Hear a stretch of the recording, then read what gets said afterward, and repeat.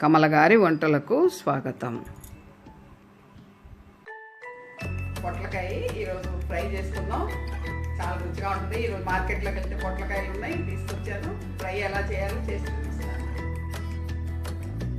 పొట్లకాయని ఇలా క్లీన్ చేసుకుని ఒక వెడల్పాటి పాత్రలో నీళ్లు తీసుకుని ముక్కలన్నీ శుభ్రంగా కడిగి పక్కన పెట్టుకుందాం. చిన్న చిన్న ముక్కలుగా కట్ చేసుకోవాలి.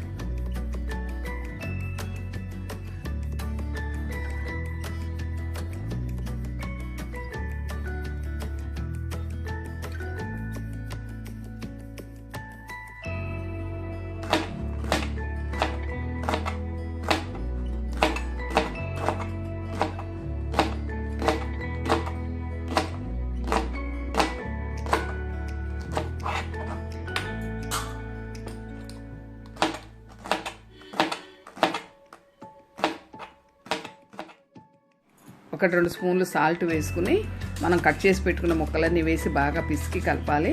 నీరుంటే వచ్చేస్తుంది.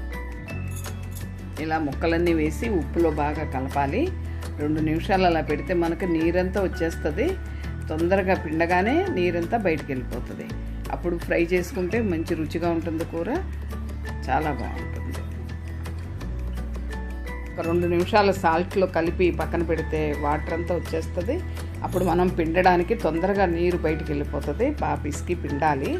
2 చేతులు గుప్పెట్లలో పెట్టుకుని ఈ విధంగా లోపల ఉన్న పసర వాటర్ అంతా బయటకు వచ్చేస్తుంది. ఇట్లా పిండడం వల్ల చాలా ఆరోగ్యానికి మంచిది. తిన్నా కూడా మంచి రుచిగా ఉంటుంది. కూర మళ్ళీ మళ్ళీ చేసుకుంటాం. ఇలా మొక్కల్లో ఉండే వేస్ట్ వాటర్ అంతా వచ్చేసింది. ఇప్పుడు పొట్లకాయ ముక్కలు తొందరగా మగ్గుతాయి. నూనెలో వేసిన వెంటనే చక్కగా లో ఫ్లేమ్లో పెట్టి వేయించుకోవాలి. దింపే ముందు సాల్ట్ చూసుకుని కలుపుకోవాలి. ఇంచుమించు సాల్ట్ సరిపోతుంది. కాస్త నువ్వులు వేయించి పొడి జల్లుకుంటే కూర ముద్దగా చాలా బాగుంటుంది.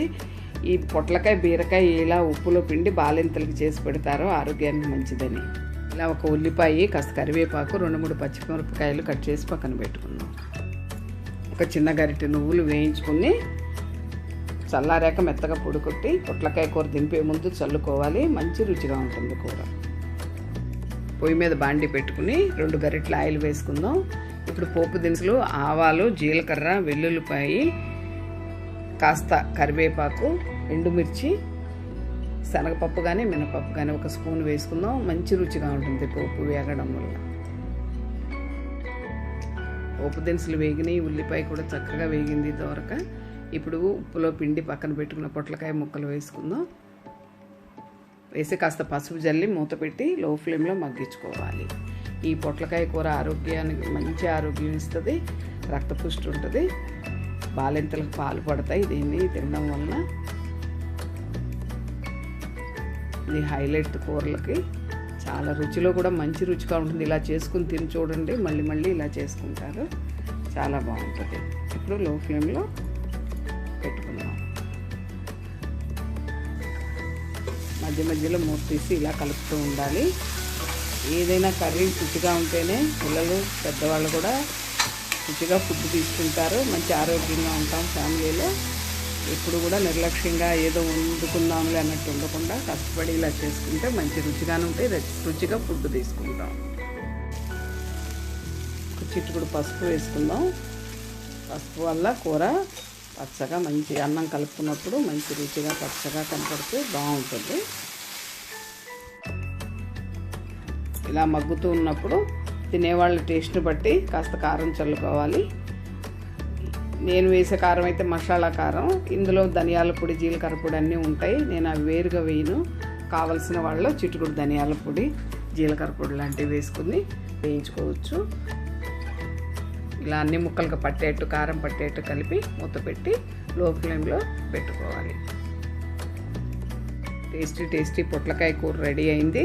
ఇప్పుడు పొడి చేసి పక్కన పెట్టుకుని నువ్వుల పొడిని చల్లుకుని మెల్లగా ముక్కలన్నిటికి పట్టేట్టు కలుపుకుందాం. చాలా వెరైటీ టేస్ట్తో కూర చాలా బాగుంటుంది. తప్పనిసరి చేసుకోండి. ఈ పొట్లకాయ కూర రైస్లోకి చాలా బాగుంటుంది. రైస్లోకి కాకుండా చపాతీ, రోటీ అన్నిటికీ కూడా బాగుంటుంది ఇది. కానీ మన పెద్దలు ఏంటంటే మొదటి నుంచి ఎగ్గుతో తినకూడదు, ఎగ్గు పొట్లకాయ కూర ఒక్కరోజు తినకూడదు అంటారు. ఈరోజు నేను అది కూడా టేస్ట్ చేసి చూపిస్తున్నాను మీకు. ఏమీ చేయదు, మంచి రుచిగా ఉంటుంది. పొట్లకాయ కూర ఎగ్గుతో కూడా తినొచ్చు, దోషం ఏమి ఉండదు. ఇదిగో ఈరోజు నేను తిని చూపిస్తున్నాను మీకు. తప్పనిసరిగా ఇలా చేసుకుని తిని చూడండి, చాలా బాగుంది. ఈ పొట్లకాయ కూర ఇంత రుచిగా ఉంటుంది అనుకోలేదు నేను. రోజు ఎగ్ మాత్రం మీరు చూడండి, నేను తింటున్నాను.